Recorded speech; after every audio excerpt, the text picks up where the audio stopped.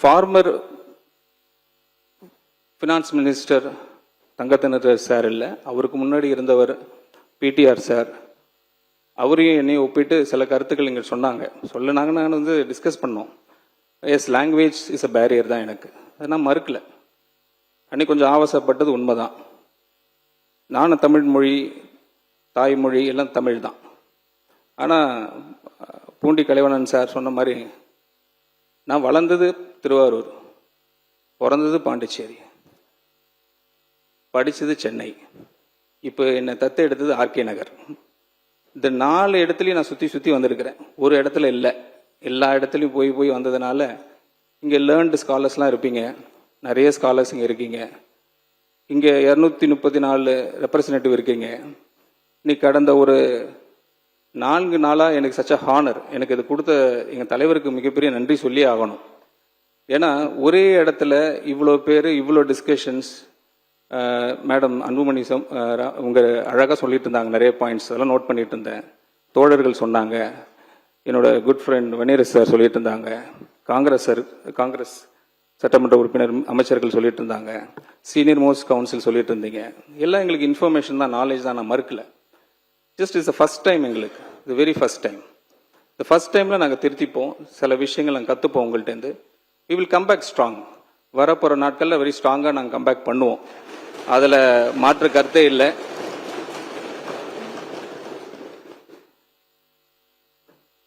இப்போ நான் அந்த அறிக்கைக்கு, ஏன்னா ஆல்ரெடி இந்த டிஸ்கஷன்ல நிறைய விஷயங்கள் நாங்கள் சொல்லிட்டோம். ஒவ்வொரு விஷயங்களும் கேள்வி கேட்க பார்த்து தென் அண்ட் தேர் நாங்கள் சொல்லிட்டேன் எல்லா விஷயங்களும். சரி, கன்சாலிடேட் பண்ணி ஒரு not more then 10 to 15 minutes, ஏன்னா already getting late. I will conclude very soon. மாண்புமிகு பேரவைத் தலைவர் அவர்களே, நமது அரசின் முதல் வரவு செலவு திட்டத்தை இந்த பேரவையின் முன் வைக்கும் வாய்ப்பை எனக்கு வழங்கிய நமது மாண்புமிகு முதலமைச்சர் அவர்களுக்கு எனது நன்றியை தெரிவித்துக் கொள்கிறேன். இது ஒரு வெற்றி பட்ஜெட் ஆகும்.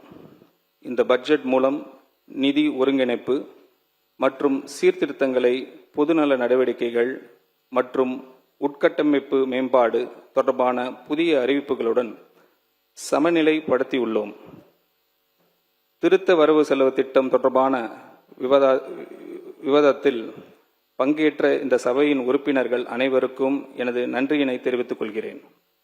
மேலும் ஒன்றிய அரசால் வழங்கப்படும் நிதி பகிர்வில் தமிழ்நாட்டிற்கு நியாயமான பங்கு கோரும் தீர்மானத்திற்கு முழு மனதுடன் ஆதரவளித்து இந்த சபைக்கு எனது நன்றியினை தெரிவித்துக் கொள்கிறேன். கடந்த 3 நாட்களாக இந்த பேரவையின் மாண்புமிகு உறுப்பினர்கள் எழுப்பிய ஒவ்வொரு கருத்தையும் நான் மிக கவனமாக கேட்டேன். இன்று எனது உரையின் மூலம் மாண்புமிகு உறுப்பினர்கள் எழுப்பிய கருத்துக்களை பற்றி நான் பதில் தெரிவிக்க விரும்புகிறேன். மாண்புமிகு பேரவைத் தலைவர் அவர்களே, இப்பேரவையில் எழுப்பப்பட்ட கேள்வி, மாநிலத்தின் சொந்த வரி வருவாய் SOTR 2,29,579 கோடி ரூபாயிலிருந்து 2,26,870 கோடி ரூபாயாக ஏன் குறைக்கப்பட்டது என்பதாகும். வரி வருவாயில் சரிவு ஏற்பட்டிருந்தும் செலவினம் எவ்வாறு அதிகரித்து உள்ளது? மாண்புமிகு பேரவைத் தலைவர் அவர்களே, ஜூன் மாதத்தில் நாங்கள் வெளியிட்ட வெள்ளை அறிக்கையின் மீது இந்த மாண்புமிகு பேரவையின் கவனத்தை ஈர்க்க விரும்புகிறேன். கடந்த 2 நிதியாண்டுகளில் 2024-25 மற்றும் 2025 மற்றும் 2026 மாநிலத்தின் சொந்த வரி வருவாய் வளர்ச்சி 8% குறைவாக இருந்தது என்பது நாங்கள் தெளிவாக குறிப்பிட்டிருந்தோம். அதே சமயம் முந்தைய அரசு இடைக்கால வரவு செலவு திட்ட மதிப்பீடுகளில் 19% வளர்ச்சி விகிதத்தை கருதியிருந்தது. இந்த வளர்ச்சி விகிதம் அடைய முடியாது என்றும், வழக்கமான வணிக சூழலில் பிசினஸ் ஆஸ் யூஷுவல் 12% மீதான மாடரேட் வளர்ச்சி மட்டும் சாத்தியம் என்றும் நாங்கள் ஏற்கனவே வெள்ளை அறிக்கையில் குறிப்பிட்டிருந்தோம்.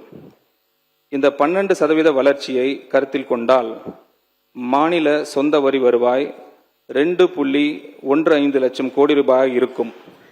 இதற்கு மேல் அரசு கொண்டு வந்த பல்வேறு வரி வருவாய் பெருக்கும் நடவடிக்கைகளால் ரெவென்யூ ஆகுமெண்டேஷன் மெஷர்ஸ், வரி மற்றும் வரி அல்லாத வருவாயில் அரசிற்கு மொத்தமாக 15,000 கோடி ரூபாய் வருவாய் கிடைக்கும்.